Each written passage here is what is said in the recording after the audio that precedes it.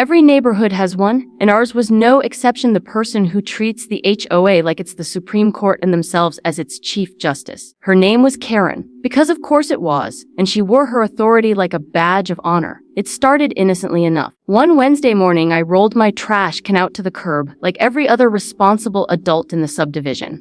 I made sure it wasn't blocking the sidewalk, wasn't angled awkwardly into the street, and wasn't half littered with an avalanche of garbage threatening to spill out. It was just a trash can minding its own business. The next morning, however, I came out to find a battlefield. The can was tipped over on its side, the lid flung open, and the contents were strewn across the driveway as if raccoons had held a rave. Banana peels, coffee grounds, and junk mail clung to the wet pavement, and my bag of soda cans had rolled halfway into the street. At first, I assumed raccoons or stray dogs had gotten into it. I cleaned up, muttering under my breath, and moved on. But then it happened again, and again. Every single week, Thursday mornings became a cleanup session. I tried double, bagging everything, tightening the lid, even sprinkling cayenne pepper around the base of the can to deter animals. Nothing worked. It didn't matter how carefully I packed it. I'd always come outside to find my driveway looked like a landfill had exploded overnight. The mystery bugged me enough that I finally checked my security camera footage. I scrolled through the night, looking for the glowing eyes of raccoons or the guilty shuffle of a stray dog. Instead, I found something else, something worse.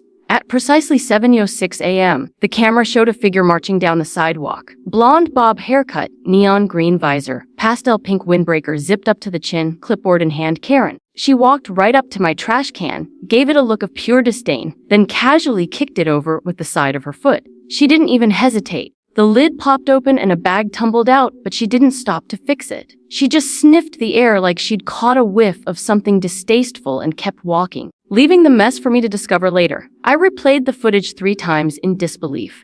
This wasn't an accident. She didn't trip or stumble into it. She did it on purpose. The next week, I decided to wait outside. Not obviously. I didn't want to scare her off. I stood inside my garage with the door cracked open just enough to see the street. Right on schedule, Karen appeared, striding down the sidewalk like she was on patrol. She spotted my trash can, slowed her pace, and with a look of satisfaction, nudged it over with her foot again. Bag spilled out, and she walked away without so much as a glance back. I stormed out onto the driveway. Hey! What the hell are you doing? She froze mid-step, turned around with that wide-eyed innocence perfected by people who know exactly what they're guilty of. Excuse me? My trash can. You just knocked it over. She tilted her head, as though I'd just accused her of murder. Oh, that. Trash cans aren't supposed to be at the edge of the driveway. HOA guidelines clearly state they need to be behind the property line until pickup. I was simply correcting it. I gestured to the bags now rolling into the street. Correcting it. The garbage truck can't even reach it if it's all the way back there. They're supposed to be curbside. Karen sniffed, her nose wrinkling as though she'd just inhaled spoiled milk. Curbside, yes, but not in front of the curb. Yours was too close to the sidewalk. It obstructs the neighborhood aesthetic. The aesthetic. It's a trash can. It's supposed to look like garbage. It's trash. Well, rules are rules, she said, her tone clipped and condescending. She adjusted her visor and turned back around as if the matter was settled. That night, I checked the HOA handbook just to be sure. Nowhere did it say anything about a neighborhood aesthetic or keeping bins behind the driveway line. It simply said cans must be placed at the curb on collection day, removed promptly afterward, and kept out of sight the rest of the week. I was following the rules perfectly. Karen just made up her own. The following Wednesday, I decided to test her. I placed my can neatly against the curb, perfectly aligned with the neighbors. My other neighbor, the Millers, had theirs crooked and half open, but Karen walked right past theirs without a second glance. She beelined straight for mine, gave it her signature look of disdain, and kicked it over again. It wasn't about the rules, it was personal. Over the next few weeks, I noticed her behavior more and more. She didn't just torment my trash can, she nitpicked everything. She scolded the guy across the street for having a flag that clashed with the neighborhood palette. She left passive, aggressive notes on cars parked slightly too long in visitor spaces. She once rang my doorbell to inform me that my lawn was quarter-inch higher than recommended, and suggested I mow more frequently. It wasn't just me. She was waging a one-woman war against anyone who didn't conform to her arbitrary standards. But for some reason, the trash can became her favorite target. Maybe it was because it was easy. Maybe she enjoyed the little power trip of creating chaos in someone else's morning. Or maybe she just liked knowing I'd have to clean up after her handiwork. Each time I saw her do it on camera, my blood pressure ticked higher. I started fantasizing about ways to stop her, booby traps, alarms, even planting glitter bombs in the bags just to give her a sparkling surprise. But nothing I came up with felt satisfying enough. Then came the breaking point. One particularly hot Wednesday morning, she knocked the can over as usual. This time, the lid came completely off, and a bag full of coffee grounds and chicken bones spilled directly onto the pavement. The sun beat down, baking the smell into the air, and by the time I got home from work, the mess had attracted flies, ants, and even a stray dog that dragged half a bag onto my lawn. I spent an hour cleaning it up while swatting insects, furious at the thought of Karen sitting in her perfectly manicured yard, sipping iced tea, smug in the belief that she'd done the neighborhood some kind of service. That was the moment I knew I couldn't let it go. She wanted a trash war. Fine, I'd give her one. But I wasn't going to fight dirty with notes or complaints. Oh no. I was going to hit her with something she'd never see coming. I spent the next few days in a sort of feverish planning mode. It wasn't enough to simply stop Karen. I wanted her to feel the exact frustration I had felt every Thursday morning, standing in my driveway with trash scattered around me like a sad confetti parade. But my solution had to be smart. If I yelled at her, she'd just double down. If I filed a complaint with the HOA, she'd probably chair the meeting herself and dismiss it. No, this needed creativity. So I started with reconnaissance. I reviewed every clip I had of her. Same visor, same windbreaker, same 7:06 a.m. schedule, like a villain out of a bad TV show. She was nothing if not predictable. She always approached from the left side, clipboard tucked under her arm, and delivered a swift little kick to the trash can before continuing her march. Knowing her routine gave me confidence. All I had to do was make sure the trap was set by Tuesday night, and by Wednesday morning, the show would write itself. The idea hit me at the hardware store. I was wandering through the aisles, considering everything from motion alarms to padlocks, when I stumbled across a display of motion-activated sprinklers. They were marketed to gardeners with deer problems. Just hook them to a hose, stick them in the ground, and the moment anything moves in front of them, they unleash a sharp, pressurized stream of water.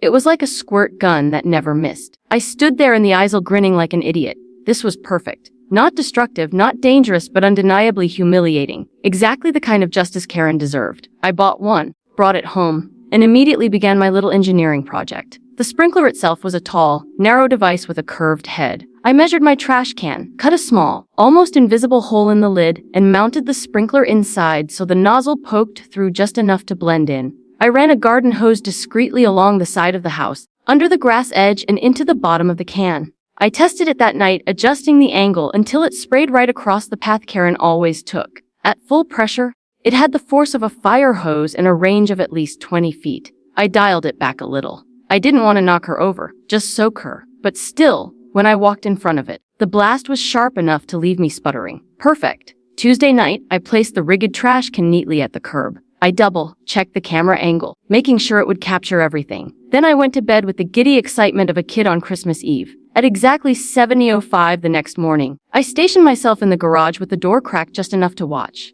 And like clockwork, there she was, Karen in her neon visor, pastel windbreaker, clipboard in one hand. Her sneakers squeaked slightly against the sidewalk as she approached, eyes locked on my bin like a predator stalking prey. She slowed, pursed her lips, and, as always, lifted her foot to deliver the petty kick. The moment her shoe made contact with the plastic, the sprinkler roared to life. A jet of icy water exploded from the nozzle with a hiss, catching her full in the chest before she could even react. She shrieked, a sharp, indignant wail, and staggered back, throwing her arms up to shield her face.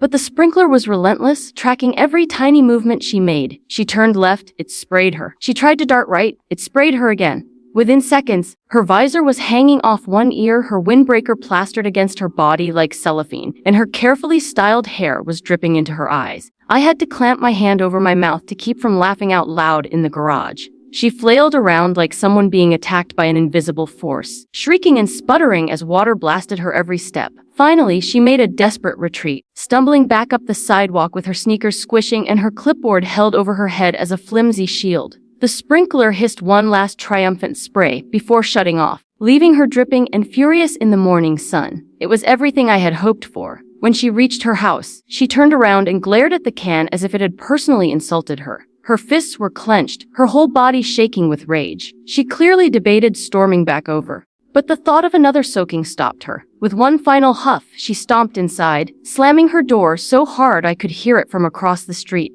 I stepped out of the garage, laughing so hard I could barely breathe. My camera had captured every second, and I knew I had gold on my hands. That night, I clipped together the footage, added a little caption. Reminder, don't tamper with other people's trash cans. They bite. And shared it in the neighborhood group chat. The responses poured in within minutes. First came the laughing emojis, then the comments. Finally, someone put her in her place. I thought I was the only one she harassed. That Veezer never stood a chance.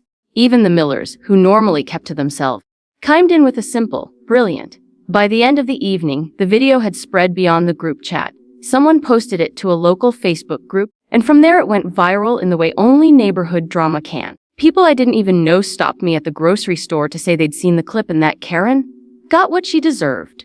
As for Karen, she went silent. No more morning patrols. No more trash can harassment. For the first time in months, my garbage stayed upright on collection day. I caught glimpses of her occasionally, sulking around her yard or watering her flowers, but she avoided eye contact and never approached me again. The visor disappeared, replaced by oversized sunglasses that she wore even on cloudy days. The funniest part, though, was how the HOA responded. At the next meeting, the president, an older guy named Frank who had clearly been tired of Karen's antics for years, made a pointed comment about overzealous rule enforcement and respecting neighbors' property.